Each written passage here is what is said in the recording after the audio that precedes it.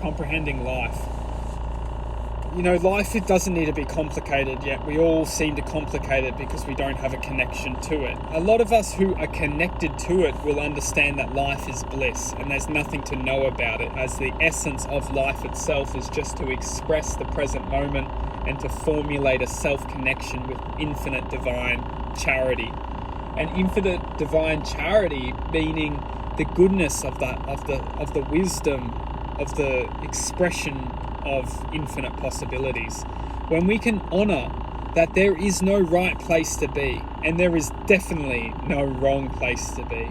All there is an experience happening within this present moment. And depending on where our point of attention is where we need to just stop and feel gratitude. If we can't feel gratitude in this moment, it's only a positive, as we are experiencing a sense of being in this moment.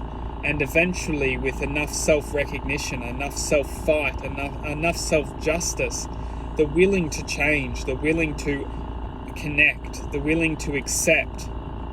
When we can start to accept the past for the present and start to give instead of taking, and start to share instead of expressing hatred, expressing love, expressing divine joy, happiness, love, devotion, kindness.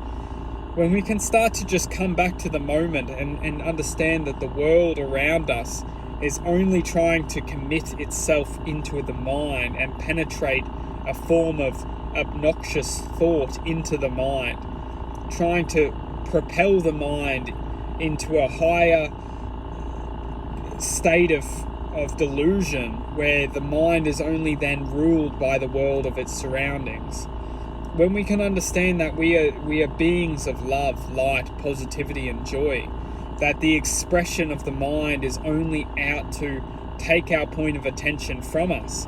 Because when we're not in the heart space, when we're not living in the present moment, expressing true joy, love, devotion, all we're doing is living in the headspace. And the headspace, it doesn't belong to us. A lot of people, we are so self-ruled from the mind that we believe that the ruler, the mind, is us, but it's not. The mind is only this it's just this program paradigm which attaches onto our sense of infinite possibility, and then it uses this camouflage almost to just dilute our true self into because we're born into this paradigm and we don't have the self-awareness to really connect or access to our heart's aura, and so when we're in this world and we're just living from the world instead of living from the heart,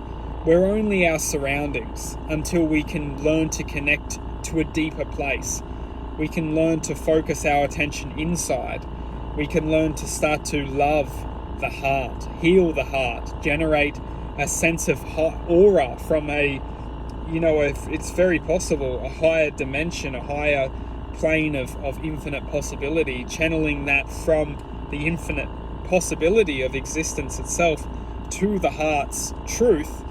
And then we can understand, hang on a second, the world around us is only limited to our mind's capacity to believe. Depending on what we're believing is the person who we are. And when we can start to let go of our beliefs and start to focus on the attention of the heart, the infinite truth of the heart, we will always just be the slave to the mind.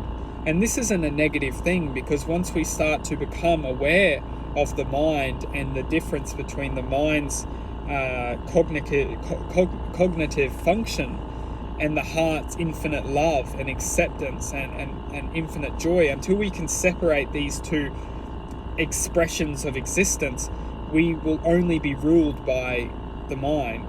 As the heart, it doesn't rule, it is given us, it gives us a choice to live within it or to be ruled, to believe or to, there's no in between with the heart, because what we do is we start to channel to the heart. We start to express from the heart. We are just infinite expression of infinite awareness. So depending on where we choose to express from, will predict our truth of this present moment.